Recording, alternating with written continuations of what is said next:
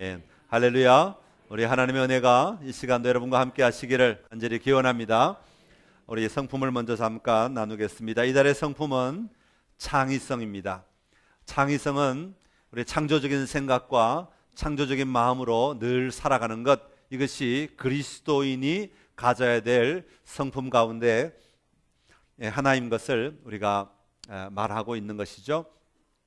그리스도인은 옛날 습관이나 옛날 태도, 옛날 사고방식으로 똑같은 방식으로 계속 답습하는 사람이 아니라 오늘 주님이 나에게 말씀하시면 내 삶을 바꾸어서 늘 새롭게 하나님 앞에 어린아이와 같은 마음으로 늘 자신을 변화시켜가며 살아가는 사람이에요. 그래서 우리 그리스도인은 늘 배우는 사람이에요. 그래서 늘 배우면서 새로운 것, 새로운 마음으로 우리 주님 앞에 내가 나 자신을 내어드리고 나아가고, 우리의 삶도 늘 그렇게 새롭게 하나님 앞에 도전하며 나아가는 삶, 이것이 우리 그리스도인이 가져야 될 삶의 태도입니다. 그래서 창의성은 우리 그리스도인이 가져야 되는 성품 가운데 참 중요한 것이에요. 내가 옛날에 이렇게 했으니까 오늘도 이렇게 한다가 아니라 주님이 말씀하시면 이것도 바꿔야 되는구나, 새롭게 우리가 도전해야 하는구나, 새롭게 변화되어야 하는구나 하는 것을 우리가 늘 생각하며 살아갈 수 있는 은혜가 여러분에게 있기를 간절히 기원합니다. 오늘부터 대림절입니다. 오늘부터 4주간 지난 다음에 예수님이 이 땅에 오신 성탄절을 맞이하게 됩니다.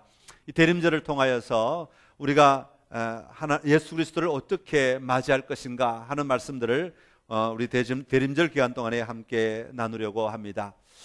중국에 한 장사꾼이 있었는데 이 장사꾼이 한 번은 동부 지역으로 옮겨가게 되었습니다. 중국도 굉장히 넓은 땅이다 보니까 북쪽과 남쪽의 문화와 음식이 다르고 동쪽과 서쪽에 많은 음식과 문화가 달랐던 것 같습니다. 이 동부로 갔으니 동부로 간 사람이 도무지 참 적응하기가 쉽지 않습니다. 많은 것들을 배워나가고 이해하는 가운데 정말 이해가 안 되는 것이 하나가 있었습니다. 그것은 뭐냐 하면 농부들이 대나무를 심어놓고 그것을 기다리고 있는 모습이었습니다. 보통은 묘목을 심거나 씨를 뿌리면 거기에서 얼마 동안의 시간이 지나면, 몇 개월의 시간이 지나면 싹이 나고 조금이라도 자라고, 그리고 가을이면 추수하는 것이 일반적인 모습인데 이 동네 농부들은 무언가 뿌려놓고 난 다음에 물만 주지 거기에서 아무런 일도 더 이상 하지 않는 것입니다. 그리고 한 달이 지나고 두 달이 지나고 석 달이 지나도 아무것도 보이지 않는데도 불구하고 그 땅에 더 이상 다른 것을 심지 않고 그냥 물만 주고 기다리고만 있는 것입니다. 이 농부는 도대체 이해가 되지 않습니다. 가을이 되었는데도 아무것도 볼 것이 없습니다. 거둘 것이 없습니다. 그런데 마을 사람들은 그냥 허허 웃으면서 아무렇지도 않은 듯이 그냥 지나가는 것입니다. 아니 이보시오, 가을이 되었으면 뭔가 거두어야 할 게 있지 않습니까? 이게 그냥 아무것도 보이지 않는데 이 땅에 차라리 다 갈아엎어서 다시 다른 것을 심어야 되지 않겠습니까? 아무리 얘기해도 그 동네 사람들은 허허 웃기만 할 뿐 그냥 기다리세요, 기다리세요. 다음 해 봄이 되었습니다. 또 아무것도 보이지 않습니다. 가을이 되었습니다. 여전히 아무것도 보이지 않습니다. 셋째 해가 되었습니다. 또 똑같습니다. 넷째 해가 될까? 또 똑같습니다. 드디어 다섯째 해가 되었습니다. 5년째가 되었을 때 봄에 그곳에서 뭔가가 올라오기 시작하는데 죽순이 올라오기 시작합니다. 조금 올라왔는가 싶더니 그것이 하룻밤에 지나면 자라기 시작하는데 6주 만에 15m가 되더라는 겁니다. 그리고는 그 온 밭을 완전히 대나무 밭으로 바꾸어 놓아버렸다는 것이죠. 그때서 농부들은 낫을 들고 톱을 들고 나가서 큰 대나무를 썰기 시작하고 다듬기 시작하더라는 것입니다. 그때 이 장사꾼이 농부에게 물어봅니다. 아니 도대체 어떻게 된 것입니까? 그 마을 사람들이 이야기합니다. 이 대나무는 모소라고 하는 대나무인데 5년 동안 4년 동안은 씨를 뿌려놓으면 땅 속에서 뿌리가 깊게 자라. 땅 속에 뿌리를 깊게 자라서 4년 동안은 철저하게 그 땅에 있는 뿌리를 통하여 영양분을 공급받고 있다가 영양분이 꽉 차면 5년째가 되면 그 영양분을 땅 위로 솟아올리기 시작합니다. 그래서 자기가 먹고 있던 모든 영양분을 그냥 주사기로 막 밀어넣듯이 올리면 이 대나무가 그렇게 빨리 자라게 된다라고 하는 것이죠. 5년이라고 하는 기간은 말하자면 뿌리를 내리는 준비 기간이었고 기다리는 시간이었다. 그 기다리는 시간이 끝났을 때 마침내 이 대나무는 15m라고 하는 엄청난 키를 자랑하며 자라게 되었다라고 하는 그런 이야기입니다. 대림절이라는 말의 뜻의 의미는 기다림 끝에 도착한다, 도착이라고 하는 의미가 담겨져 있습니다.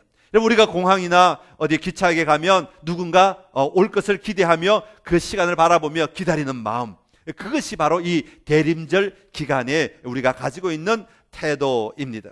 그래서 대림절이 가지고 있는 의미는 세 가지가 있습니다. 첫 번째는 뭐냐 하면 이 땅에 2000년 전에 오신 예수님을 다시 기억하는 것입니다.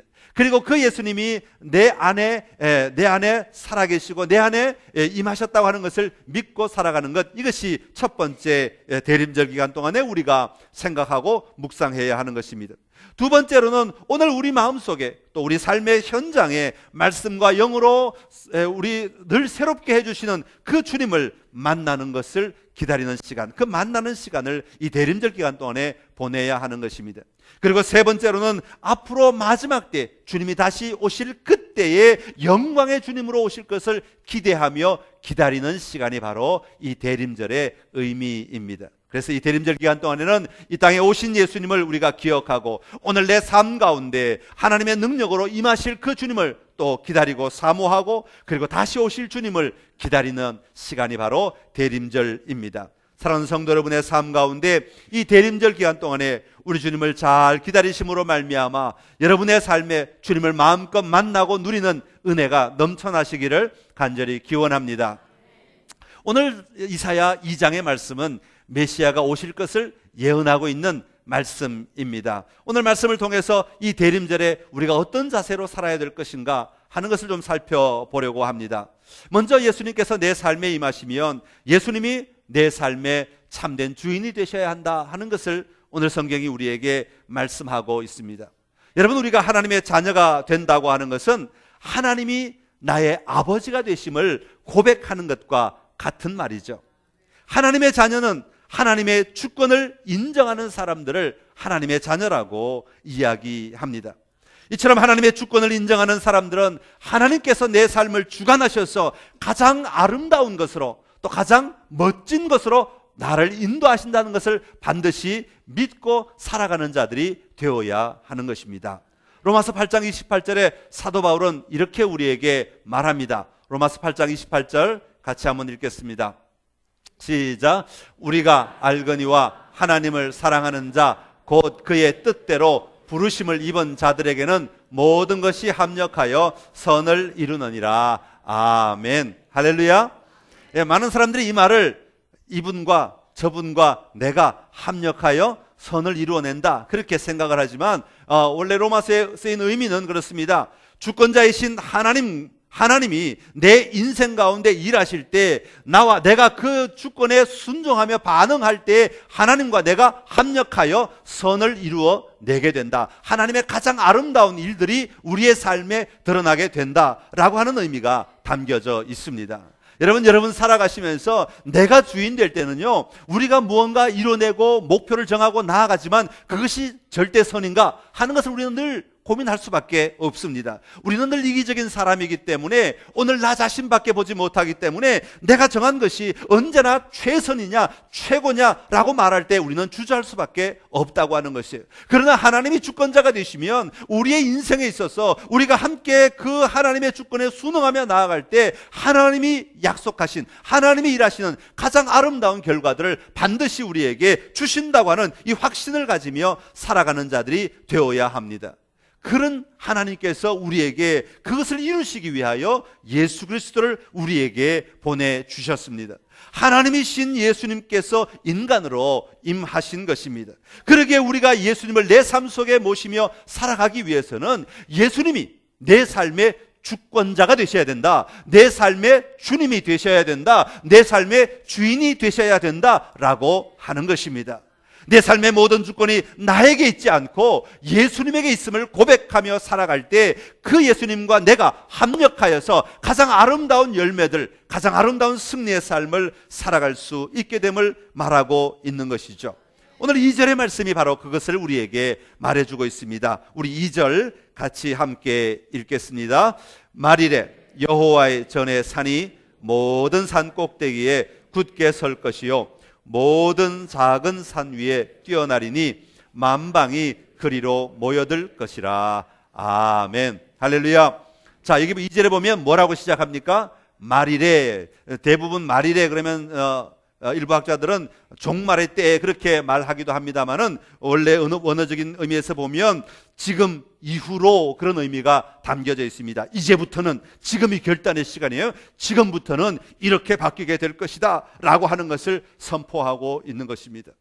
당시에 이사야가 사역할 때 평화롭던 예루살렘, 이 아름다운 도시가, 하나님의 통치가 있던 이 예루살렘, 가장 멋진 도시가 사람들의 잘못된 통치로 말미암아 부패와 타락으로 변질되기 시작했습니다.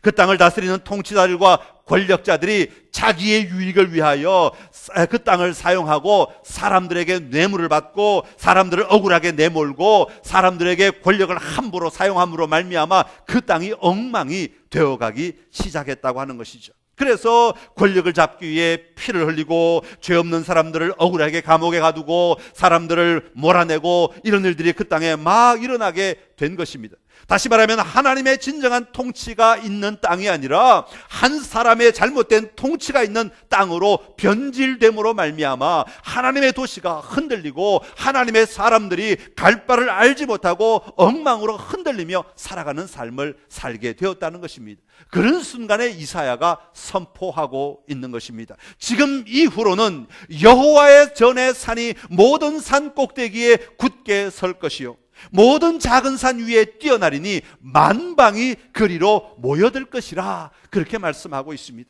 사랑하는 성도 여러분, 오늘 이 말씀이 우리 교회에도 다시 들려져야 한다고 생각을 합니다. 오늘 이 말씀이 특별히 대한민국 땅에 들려져야 할 줄로 믿습니다. 이 험악한 세상 속에 이 말씀이 다시 한 번 더 선포되어야 할 줄로 믿습니다. 여호와의 전의 산이라고 하는 말은 문자적으로 보면 시온산을 가리킵니다. 그런데 산이 뭐가 그렇게 중요하겠습니까? 뭐 이 산이나 저 산이나 흙으로 된 산은 다 똑같지요. 문제는 이 산이 무엇을 가리키는가? 바로 여호와 하나님의 임재를 가리키는 것입니다. 산 자체가 중요한 것이 아니라 여호와 하나님의 임재, 여호와 하나님의 이름이 선포되는 땅, 여호와 하나님의 중심이 되는 산, 이것이 중요하다고 하는 것이죠. 오늘 그 예루살렘에 다시 여호와의 전의 산이 높이 솟아야 한다, 모든 것 위에 더 높은 자리에 있어야 한다라고 하는 것은 여호와의 이름이, 여호와의 권세가, 여호와의 통치가 다른 모든 것들 위에 있어야 한다고 하는 것을 선포하고 있는 것이죠. 다시 말하면 예루살렘의 주권자는 여호와 하나님이셔야 한다라고 하는 것을 선포하고 있는 것입니다. 오늘 우리의 삶의 자리에도 여호와 하나님의 전의 산이 높이 올라가는 놀라운 역사가 이 대림절 기간 동안에 여러분의 삶의 자리에 있기를 간절히 기원합니다. 여러 산들이 많이 일어나는 가운데 여호와의 전의 산이 높아야 된다고 하는 것은 여러 산들 위에는 다 이방 신전들이 있었어요. 우상들이 있었어요. 여러분, 각자의 삶의 자리에 우리가 만들어 놓은 수많은 우상들, 오늘은 그 권력의 우상이 높이 올랐다가 어느 때는 돈의 우상이 높이 올랐다가 어떤 때는 탐욕의 우상이 높이 올랐다가 어떤 때는 다른 어떤 명예의 우상이 높이 올라. 우리의 삶에 이 땅을 살아가다 보면 나도 모르게 이런 것 저런 것들이 계속해서 우상들로 올라와서 우리의 삶을 지배할 때가 얼마나 많이 있는지 모릅니다. 그럴 때마다 우리는 다시 한번 여호와를 바라보고 여호와의 주권이, 여호와의 통치가, 여호와의 임재가 그런 것들보다 더 높이 올라와서 그 모든 것들을 다스리고 지배할 수 있는 자리에 서야 한다고 하는 것입니다. 사랑하는 성도 여러분, 아기 예수님이 이 땅에 2000년 전 베들레헴에 오셨습니다. 그러나 오늘 이 시간 그 예수님이 여러분 안에 다시 한번 임할 수 있기를 간절히 기원합니다. 예수님이 오신다는 것은 단순히 기억한다는 것이 아닙니다. 예수님께서 내 인생의 주권자가 되셔야 한다는 것입니다. 마리아와 요셉, 천사의 소식을 듣게 되었을 때 얼마나 당황하였습니까? 자기 식대로 해결할 수 있었습니다. 자기의 방식대로 해결할 수 있었습니다. 자기의 생각대로 그 모든 상황을 해결할 수 있었습니다. 요셉이 그래서 어떻게 하려고 했어요? 마리아를 가만히 끊고자 하여 뭐 칼로 물베서 끊는 게 아니라 이혼하겠다 그 말이죠. 약혼 관계를 파혼하겠다라고 하는 것입니다. 그것은 요셉의 의도였어요. 아, 이렇게 하는 수밖에 없구나. 지금 이런 모욕을 당하느니 내가 이렇게 끊는 게 좋겠구나 라고 하는 게 요셉의 생각이었습니다. 그러나 천사가 그들에게 더 설명을 할 때 그것을 받아들이기 시작합니다. 다시 말해 하나님의 주권을 받아들이기 시작하였다는 것이죠. 그럴 때에 그로 말미암아 예수님께서 이 땅에 태어나실 수 있게 된 것을 우리가 잘 알고 있습니다. 여러분, 예수님을 내 삶의 왕으로 온전히 모실 때에 만방이 그리로 몰려들 것이라. 오늘은 우리가 발견하지 못합니다. 오늘은 그것을 우리가 볼 수 없을지 모릅니다. 오늘 당장은 그런 일들이 정말로 일어날까 궁금해할 수도 있습니다. 그러나 정말 예수 그리스도의 이름이 제대로 주권이 발휘되게 되면 만방이 그리로 몰려오는 은혜가 임하게 될 줄로 믿습니다. 우리에게는 이 믿음이 분명히 있어야 합니다. 하나님이 진정한 통치자가 되시면 모든 세상이 머리를 숙이고 그 하나님 앞에 엎드리게 될 날을 바라보며 이 대림절을 정말 믿음으로 기도로 인내하며 승리하는 여러분이 되시기를 간절히 기원합니다. 두 번째로 예수님이 내 삶에 임하시면 날마다 은혜의 자리에 나아가야 합니다. 한번 따라 합시다. 날마다 은혜의 자리에 나아가야 합니다. 여러분, 아버지가 주는 사랑만 받는 사람이 있고 그 사랑을 위해 적극적으로 누리는 또 달려드는 사람이 있죠. 자녀들을 봐도 그냥 아버지가 사랑하면 예 하고 그냥 받기만 하는 사람이 있고, 어떤 아이들은 막 달려들어가서 애교를 부리고 뛰어오고 안기고 막 그러면서 아버지의 사랑을 막 이렇게 뺏어가는 것 같은 느낌을 받는, 아버지의 사랑을 막 내가 덜 받은 거 있으면 요거 덜 받았나? 그럼 그것마저 이렇게 잡아가지고 찾아가지고 뺏어가는 것 같은 그런 사랑을 누리는 아이들이 있는 것을 보게 됩니다. 대전에 내려오기 전에 잠깐 제가 대학에서 기독교 종교 과목을 가르친 적이 있습니다. 여자 대학이었는데 제가 맡은 학과는 뭐 관광경영학과나 아니면 문해창작학과, 뭐 비즈니스과 이런 과들이었는데 매 밤마다 이렇게 보면 한 명 정도는 아주 적극적인 학생들이 있습니다. 한 40명, 한 반에 40명, 두 클래스가 모이면 한 80명 정도 되는데 그에 보면 꼭 한 명 정도는 아주 독특하게 아주 적극적으로 열심히 하는 사람이 있습니다. 학생의 입장 때는 보면 우리가 좋아하는 선생님을 만나면 그 과목을 유독 잘하게 되잖아요. 그래서 많은 사람들이 수학을 왜 잘하게 됐습니까? 중학교 1학년 때 우리 선생님이 너무너무 좋았어요. 뭐 그런 사람들 있죠? 왜 영어를 잘하게 됐습니까? 중학교 2학년 때 영어 선생님 만났는데 나를 얼마나 사랑해 주는지 그 사람 때문에 내가 영어를 잘하게 됐습니다. 그렇게 말하는 경우도 있죠. 근데 반대로 가르치는 입장에서 보니까 그런 학생들이 잘 될 수밖에 없겠다 하는 것을 느낄 때가 참 많이 있습니다. 이 학생은요, 한 반에 그런 학생이 한 명씩 있는데 이 학생은 제가 수업 시간 좀 일찍 가는데 가서 이제 이렇게 앉아서 기다릴 때가 있는데 저보다 훨씬 빨리 와요. 그리고 책상 정리 쫙 해놓고 줄 맞춰놓고 또 그 학생은 제일 앞에 앉습니다. 여기 제일 앞에 가운데 딱 앉아가지고 책상에 딱 정리해놓고 펜 딱 꺼내놓고 기다리고 있습니다. 그리고 기독교 과목이 믿지 않는 아이들에게 얼마나 흥미가 없겠어요. 얼마나 재미없겠어요. 그런데도 불구하고 이 학생은 제가 숙제를 내면 숙제를 정확하게 또 철저하게 옵니다. 그러니까 발표를 시키면 다른 애들은 우물쭈물하고 그냥 적당히 하고 마는데 얘는 일어나서 얼마나 신이 나서 발표하는지 막 애들이 옆에서 막 약을 올릴 정도로 아주 신이 나서 발표를 합니다. 그런데 그 모습이 밉지가 않아요. 그 모습, 가르치는 자의 입장에서는 그 모습이 얼마나 아름다운지, 적극적으로 하는 저 모습을 보니까 그런 학생에게 A+를 안 줄 수가 없더라고요. 그래서 시험을 쳐도 이 학생은 또 열심히 치니까 저절로 그런 좋은 결과가 나오게 되는 것을 보게 됩니다. 여러분, 그렇습니다. 일반적으로 하나님의 은혜는요, 위에서 내려오는 것입니다. 하나님의 은혜는 위에서 내려옵니다. 그런데 문제는 하나님의 은혜가 우리에게 임할 때 가만히 앉아서 그냥 임하는 은혜만 받는 사람이 있는가 하면 그 은혜 자리에 우리가 달려 들어가서 그 은혜를 더 많이 받으려고 애쓰는 사람들이 있다고 하는 것이에요. 오늘 성경 3절에 보니까 오라 우리가 여호와의 산에 오르며 야곱의 하나님의 전에 이르자, 그렇게 아주 막 고함을 지르며 선동해 나가는 그런 모습을 우리에게 보여주고 있습니다. 이 말은 순례객들의 이야기인데요, 순례객들이 예루살렘에 올라갈 때마다 우리가 이 산으로 올라가자, 여기 올라가면 하나님을 만난다, 여기 올라가서 우리가 즐겁게 예배드리자, 여기서 우리가 산제사를 드리자, 이렇게 막 서로 격려하면서 예루살렘으로 올라가는 순례객들의 모습이라고 말할 수 있습니다. 여러분, 그렇게 올라가는 모습 하나님 보시기에 얼마나 아름답겠는가 하는 거예요. 에스겔 47장에 보면 성전에서 물이 나와서 온 땅을 적시는 것을 보게 됩니다. 그냥 가만히 앉아서 나에게 흘러오는 물을 내 발을 담그고 내 몸을 담글 수도 있지만, 그것을 거꾸로 헤엄쳐 들어가서 그 물속에 더 깊이 들어갈 수 있다면 얼마나 더 아름다운 일이겠는가 하는 것입니다. 여러분, 시내산에서 하나님은 임재하셨습니다. 내가 여기서 너희를 만나리라 하고 너희는 나의 백성이 되라 하고 주님이 여호와 하나님께서 임재하셨습니다. 그럴 때 모세는 그 산을 거슬러 올라가는 것이죠. 왜요? 그 하나님을 더 깊이 만나기 위해, 더 깊이 누리기 위해 내려오시는 하나님과 올라가는 모세가 만날 때 거기에 놀라운 하나님의 임재 경험을 맛보게 되는 것입니다. 여러분, 이것이 우리가 하나님과 함께 나아가면서 누려야 될 놀라운 은혜의 자리, 승리의 자리, 삶의 자리라고 하는 것입니다.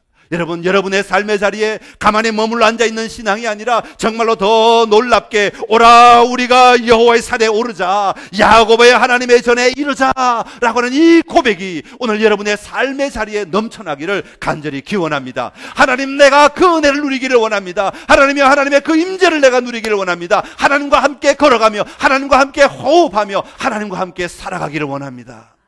그럴 때 거기에 하나님의 통치, 하나님의 역사가 일어나게 되는 것입니다.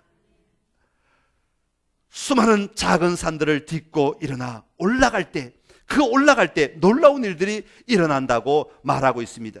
3절 중간에 보면 그 하나님의 전에 이르자, 그러면서 뭐라고 말합니까? 그가 그 얘기를 우리에게 가르치실 것이라. 우리가 그 길로 행하리라 하리니 이는 율법이 시온에서부터 나올 것이요 하나님의 말씀이 예루살렘에서부터 나올 것임이니라. 아멘. 여러분, 하나님의 말씀은 밖에서 나오는 것이 아닙니다. 하나님의 은혜는 밖에서 나오는 것이 아닙니다. 사람들의 이야기에서 나오는 것이 아닙니다. 사람들의 습관이나 사람들의 철학이나 사람들의 삶에서 나온, 역사에서 나오는 것이 아닙니다. 하나님의 말씀은, 하나님의 진리는 하나님으로부터 나오는 것입니다. 여러분, 그러기에 그 하나님 앞에 나아갈 때 그가 우리를 가르치시고 그가 우리를 인도하시고 그가 우리를 승리의 삶을 살아가도록 만들어 주시는 줄로 믿습니다. 이 대림절 기간 동안에 주님 앞에 더 가까이 나아가 이 진리들을 더 많이 붙들고 승리하는 여러분의 삶이 되시기를 간절히 기원합니다. 신앙의 해답은 단 한 가지입니다. 여호와 하나님 앞에 우리가 얼마나 적극적으로 나아가는가, 여기에 따라 우리의 신앙이 굳건히 세워지는가, 아니면 터전없이 그냥 왔다 갔다 하는가 하는 것으로 결정나게 됩니다. 모든 좋은 것이 위로부터 임함을 믿고 그 하나님 앞에 나아가는 놀라운 은혜가 있어야 할 줄로 믿습니다. 야고보 1장 17절에 우리에게 이렇게 말합니다. 야고보서 1장 17절의 말씀 같이 읽겠습니다. 온갖 좋은 은사와 온전한 선물이 다 위로부터 빛들의 아버지께로부터 내려오나니 그는 변함도 없으시고 회전하는 그림자도 없으시니라. 아멘. 할렐루야. 마태복음 13장 44절에 보면 천국은 마치 밭에 감추인 보화와 같으니 사람이 이를 발견한 후 숨겨두고 기뻐하며 돌아가서 자기의 소유를 다 팔아 그 밭을 사느니라. 여러분, 이 심령이 여러분의 심령이 되어야 할 줄로 믿습니다. 우리가 하나님 앞에 나오는 심령이 바로 이런 심령이 되어야 합니다. 하나님에게 나아가면 거기에 보화가 있어요. 하나님 앞에 나아가면 거기에 기쁨의 근원이 있어요. 하나님 앞에 나아가면 거기에 문제 해답의 근원이 있습니다. 여러분, 이 사실을 분명히 믿고 날마다 주님 앞에 나아가 마음껏 누리는 은혜가 충만하시기를 간절히 기원합니다. 마지막으로 예수님이 내 삶에 임하시면 용기 있는 삶을 살아야 합니다. 한번 따라합시다. 용기 있는 삶을 살아야 합니다. 뭐 용기 있는 삶이라니까 그냥 조금 더 용기를 내가지고 뭔가 하나 더 하고 좀 더 적극적으로 뭔가를 행하는 그 정도가 아니라, 여기서 성경이 말하는 용기 있는 삶이라고 하는 것은 내 삶의 완전한 변화를 일으키는데 드러내는 용기를 이야기하는 것입니다. 4절의 말씀인데요, 우리 4절 같이 한번 읽겠습니다. 그가 열방 사이에 판단하시며 많은 백성을 판결하시리니 무리가 그들의 칼을 쳐서 보습을 만들고 그들의 창을 쳐서 낫을 만들 것이며 이 나라와 저 나라가 다시는 칼을 들고 서로 치지 아니하며 다시는 전쟁을 연습하지 아니하리라. 아멘. 할렐루야. 예, 어떤 사람이 칼을 만들면 다른 사람은 창을 만들고, 그 사람이 창을 만들면 또 다른 사람은 총을 만들고, 총을 만들면 대포를 만들고, 대포를 만들면 미사일을 만들고, 미사일을 만들면 뭐 전투기를 만들고, 이런 식으로 계속하여 우리의 삶의 자리는 어떻게든 지지 않으려고, 어떻게든 내가 우위에 올라서려고, 그래서 내가 이겨야 된다고 생각하면서 우리는 언제나 경쟁하며 살아가는 삶의 자리에 놓여져 있습니다. 이럴 때 용기를 내는 것은 단순히 칼을 안 만드는 게 아니라, 단순히 총을 안 만드는 게 아니라, 칼을 오늘 본문이 뭐라고 말합니까? 칼을 쳐서 보습을 만들고 창을 쳐서 낫을 만들어야 된다. 완전히 반대의 삶으로 주님이 원하시는 삶의 자리로 바꾸어 나가는 변화가 우리에게 있어야 한다라고 말씀하고 있는 것입니다. 여러분, 보습이 뭡니까? 보습이라고 하는 것은 밭 갈 때 이걸 뭐라고 그러죠? 쟁기. 아침에 일부에 제가 잘 모른다고 그랬더니까 적어주셨어요. 농기구 그 밭 깔 때 왜 고랑을 만들 때 쟁기 있잖아요, 그죠? 그럼 땅에 딱 박고 약간 빗들어 가지고 쭉 끌고 가면 쟁기인데, 위에는 나무로 되어 있고 그 위에 끈을 매서 줄이 있어서 소에 연결되는데, 그 밑에 쇠 부분을 보습이라고 그래요. 쇠, 제일 바닥에 있는 삼각형 쇠, 바닥에 딱 닿아서 땅을 파는 쇠, 그게 보습이에요. 그러니까 오늘 본문에 보면 칼로 남을 죽이는 것을 사용하지 아니하고 보습을 만들어서 땅을 일구고 생명을 공급하고 거기에 씨를 뿌리고 무언가 일궈낼 수 있는 터전을 마련하는 것, 그런 것으로 바꾸게 된다는 것이죠. 창을 쳐서 낫을 만든다는 거예요. 낫은 다 아시죠? 낫 놓고 기역자도 모른다. 기역자. 낫으로 베는 거잖아요. 추수할 때 사용하는 거예요. 보습은 땅을 일굴 때 사용하는 것이라면 낫은 거둘 때 사용하는 거예요. 이런 모든 것들로 말미암아 생명이 공급되고 사람들이 살아갈 수 있고, 사랑하고 베풀고 품고 나누고, 그런 삶을 살아가는 것을 이야기하고 있습니다.